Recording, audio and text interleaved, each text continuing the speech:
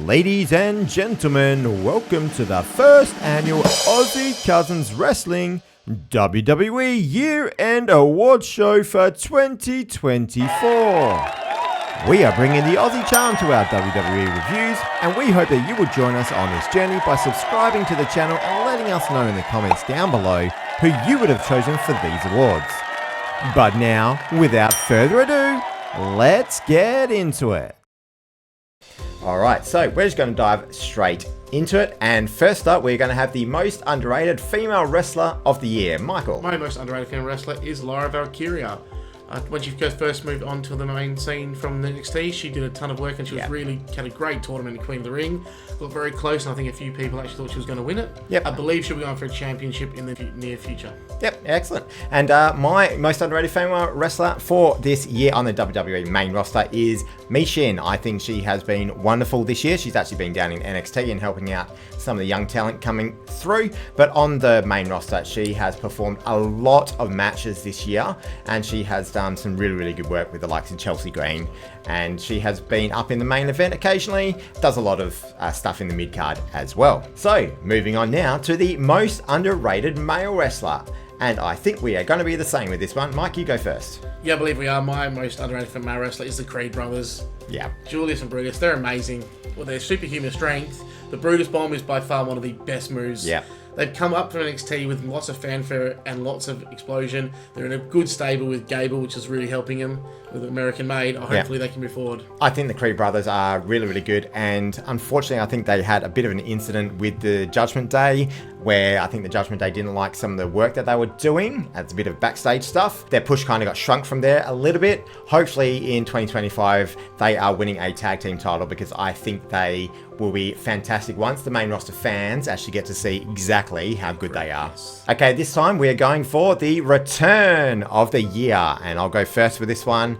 Again, I think we're going to have something pretty similar here. It was Paul Heyman's return. So Paul Heyman got taken out by the Bloodline at, I think it was a Madison Square Garden event, and then we didn't see him for several months. The OG Bloodline needed a fifth member for Survivor Series, and we hear the ladies and gentlemen, the unmistakable tones of Paul Heyman. It was wonderful. And then bringing CM Punk back after that Hell in a Cell match.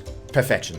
Yeah, I definitely agree. Mine is Paul Heyman too. When he went through the table, it was brutal, to be honest. It actually went really well. Like, he looked like he actually generally was hurt for a while, and then he came in. The crowd reaction he gets is bigger than most of the actual superstars today. 100%. And that line, ladies and gentlemen, my name, like, he just lets the crowd do it. It's amazing. I hope to see him in the next 5 to 10 years still doing what he does. He's amazing. Absolutely. All right, debut of the year, Mike, who have you got? I've got the scariest man on the roster, I believe, is Jacob Fatu. His debut was something special. He's the type of guy that he'd actually walk the other way or walk across the street. He's not only strong, but he's technically ability. Even when he makes the slightest mistakes, he looks like he's done it deliberately and like he actually sell. He's just got power, speed. He's amazing. Yeah, that debut was fantastic. To be able to go on, and they put him in a storyline where he took out Cody Rhodes, Kevin Owens, and Randy Orton within a couple of minutes of each other. That is how you make a debut for someone who you are going to build up as the scariest person on the card. And apparently behind the scenes, he's absolutely a fantastic guy too. Always away. So always away. So he is amazing. I think at some point in the next year, he is going to get a title, and he will be holding on to that title for quite a while, I would hope. Okay, feel-good story of the year. This is where we do have something a little bit different. I'm going to go first with mine, and that is Sami Zayn winning the IC title at WrestleMania. This is funny because I think this might come up later for you. Sami Zayn's quest to the IC title. He lost a whole bunch of confidence on his way to winning the IC title. I think he lost to Bronson Reed a couple of times, and it looked like he was never going to get over the line. Chad Gable stepped in and became his mentor. And then that entrance at WrestleMania where he's there with Khadijah, his wife, and his young kid. And then he was with Chad Gable, who gave him a pump up. And then Kevin Owens gave him the rev up of a lifetime. Like, I was going to beat Gunther if I got given that pump up by Kevin Owens. It was just a wonderful event. Mine is Jey Uso for the IC title.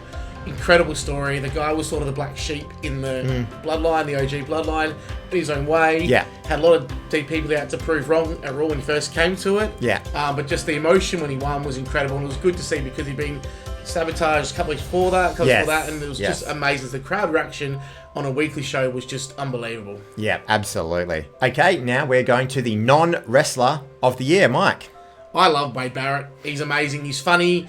He's in great physical shape as well, but other wrestlers actually still try to get into his face a little bit. He's funny. He always pulls up on the little mistakes that, say, Michael Cole or Joe Testorio make. Yeah. It's quite good. I think he's great. He's great value. They need him to keep him going as a commentator. Yeah, I think Wade Barrett has had a fantastic year. He is my choice for non-wrestler of the year, along with that man we just said, Joe Testorio. I think him coming in about halfway through the year took a couple of weeks for him to really get going. But once he get going, he just makes everything seem so credible. The way he crescendos his voice towards the bigger parts of a match is just wonderful. That's what happens in sports in general with the commentators. Correct, yeah. The best ones do it that way. And he has been fantastic for someone who's only just been doing this a handful of months. And to be beside Wade Barrett lately, I think those two are just fantastic together. And I hope they do stay together next year. Although I believe they might not be with Pat McAfee coming back, but we'll see. Okay, the next one. Let's go bad guy. Heel turn of the year. Who have you got, Michael? I went with Chad Gable. The guy is a master at going from babyface to heel, but his heel turn was incredible.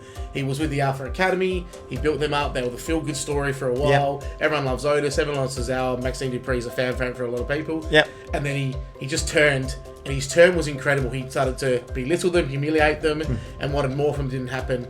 And then when he turned was incredible. And even the storyline between the Alpha Academy and American Made has been great for a weekly show. Yep. He is a master at what he does. Yeah, I love the specific moment that he turned with Sami Zayn, where after Sami Zayn beat him in Montreal, Sami's there with Khadijah, his wife, and then all of a sudden Sami is just flipped over backwards by Chad Gable. It was incredible, brilliantly shot, and then he's there hanging Sami over in the ankle lock right in front of his wife. Just fantastic scenes. And my choice is a recent choice, and it is the New Day's heel turn. To do a heel turn with that much heat behind it without even getting physical on the person you're turning heel on is an incredible performance. I think Big E's performance in that scene was unbelievable. Like, you could see his heart was breaking at that point in time. Just wonderful performance. The New Day guys, they were exceptional, and ever since they've done this really, really well. And I think when they finally get that first match as heels, the crowd is going to go ballistic at them, and it's going to be perfect. Okay, funniest character of the year for me, it's Chelsea Green. I think she's done some fantastic things this year. She maximizes her minutes just about as good as anyone on the entire roster. I think she has done wonderful work, as I said before, with Mishin. She's done work in the main event. She's done it on the mid-card level. Her and Nick Aldis seem to have really good chemistry together. Yes. But her and Piper Niven is just one of the out-of-nowhere pairings that just seem to work perfectly. They have been fantastic together. Who have you got for funniest character, Mike? I've got R-Truth. He's not everyone's cup of tea, but I just think he's hilarious. What he does, he knows his role. He's just the clown, the comedian. Yeah. And he does get the crowd laughing 90% of the time. Yeah, absolutely. Brilliant. His stuff with the Judgment Day was top level in this year. It was really funny to watch. Yeah, absolutely. Bit of a negative one again. Worst match of the year. Who have you got, Michael? I got Jimmy and Jay, WrestleMania Night 2. The less said, the better. The build-up was immense. It was just, the vignettes were crazy good, and then the match was just a super kick fest, and it just ended with nothing. Yeah, I think the crowd went silent. Some were walking out to get drinks or whatever. It was horrible. Yeah, I rewatched this recently, and there are people you can see in the background just walking away from their seats, and that's when you know the match is bad between two guys who are supposed to be in and around the main event this year. Jay's had a wonderful year, as Mike discussed before, but that match was not it. That was not great. It was not aged well. I don't think the two of them had any chemistry together, despite the fact they are identical twins, which is nuts. And that match was just not what it should have been at WrestleMania. Now, the opposite of that, who have you got for match of the year? I've gone through Sammy WrestleMania Night 1. This was, the build-up was intense, and it felt like Sammy was never going to get there. The Gunther story, he just kept one step ahead of him the whole time. And the way that Sammy was beaten down to a pulp, he had nothing left. And when he came back and managed to win the title, the crowd reaction was just the emotion. People, I think, almost had tears in their eyes. Just the emotion was great because he's the biggest understory in the industry at the moment, and he worked wonders. And Gunther played his part brilliantly. The guy's a mastermind at what he does too. Yep, absolutely. For me, that was right up there, but I have Drew and CM Punk in Hell in a Cell at Bad Blood. So that pay-per-view was not the greatest pay-per-view overall, I wouldn't have thought. I know some people actually think some of the other matches were pretty good, but I don't think they were. That match was incredible.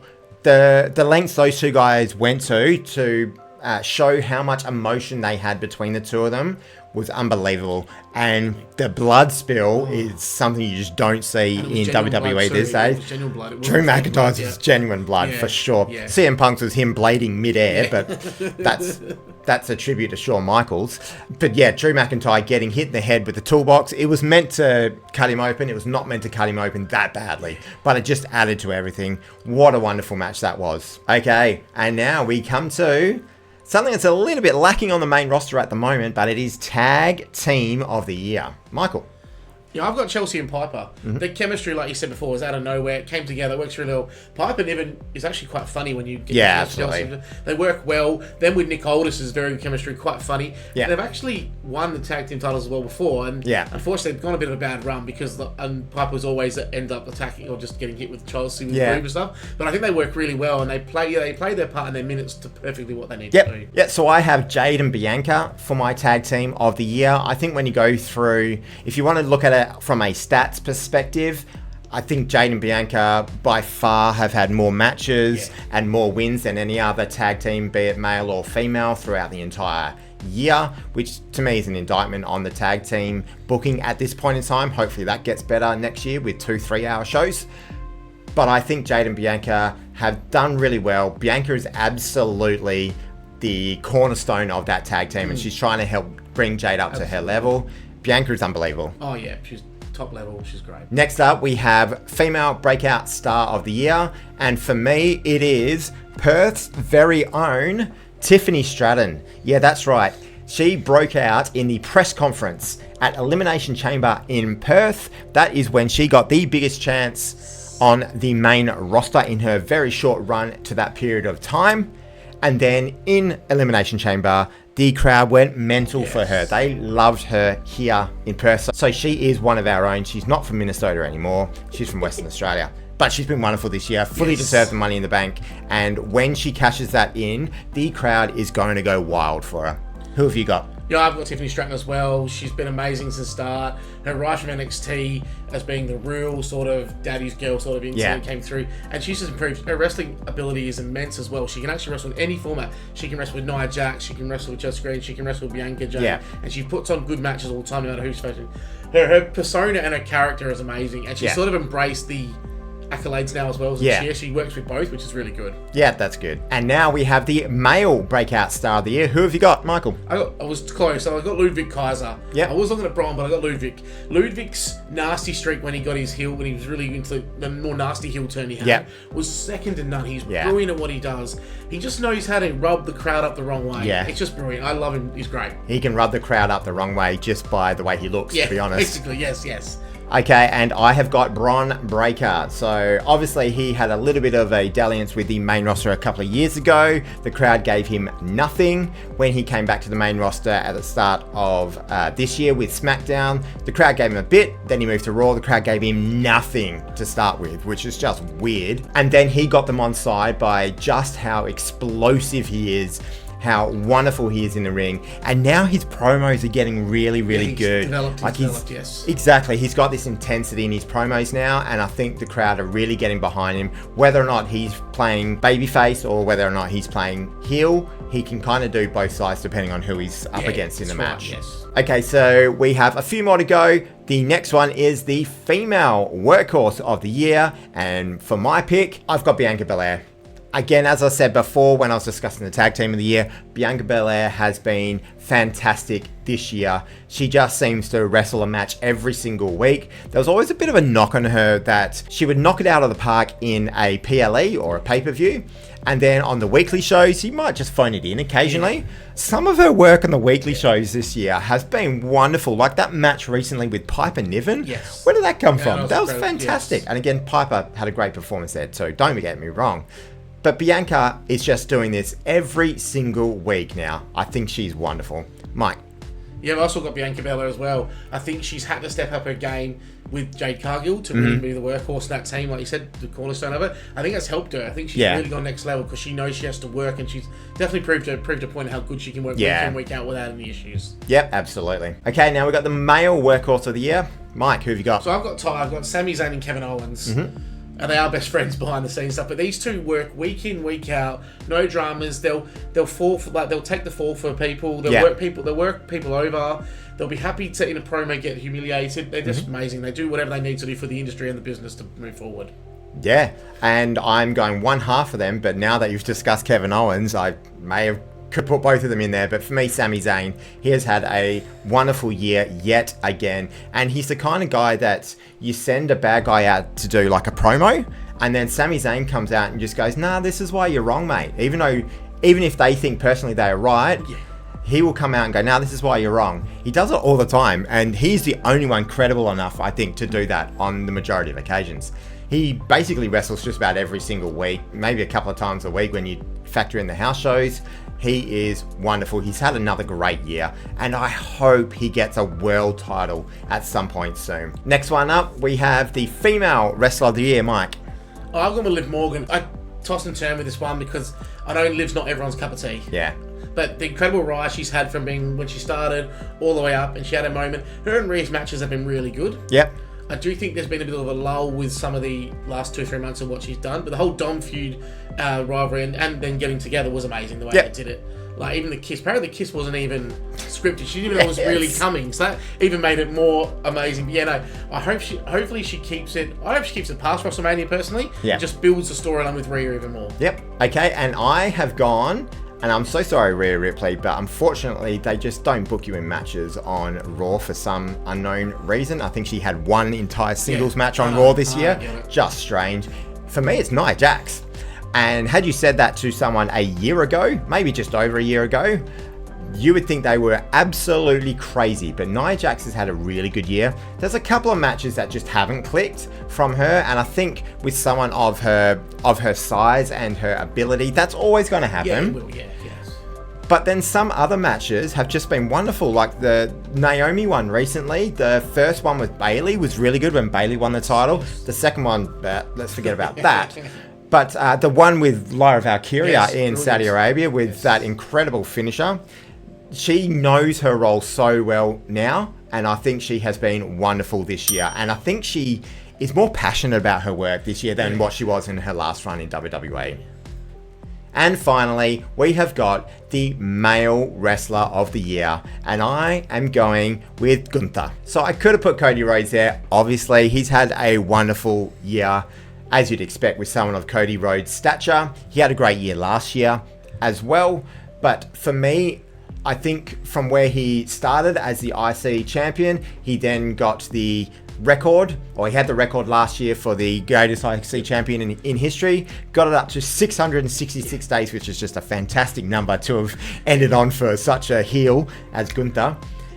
And then it was clear that he was going to go up to the main event, and he has really good matches all the time. He knows his role, and fingers crossed, there is a sneaky babyface turn coming for Gunther, because now that he is showing actually how funny he is on the mic, people are starting to laugh at his promos. I think it's going to come, especially with the rumor that a certain Logan Paul might be one of his challengers coming up very soon. Mike, who have you got? Yeah, I went with Gunther as well. He elevates that IC title to where it should have been when it first came out. 100%. Like, it was the title that everyone won before they went to the main event. Yeah, and he managed to make it the biggest title. It was the biggest title on Raw for a while, and bigger than the World Heavyweight. Yeah, I think he's amazing. He does everything. He's funny. The chops look like they generally hurt. They look like they actually take the breath away from people. Yeah, you can see the marks. He's amazing. He can do everything. He's funny. He can work people over too. He doesn't mind working people, him working people over to make him look good. Yep. All right, and as we said before, if you think we got some of these wrong, please let us know in the comments down below. But keep it positive, please. Make sure you subscribe to the channel so you don't miss any more fun content with a bit of an Aussie twist to your WWE from the Aussie Cousins Wrestling. And of course, like the video if you have managed to get through this far. And we hope that you guys have yourselves a wonderful day.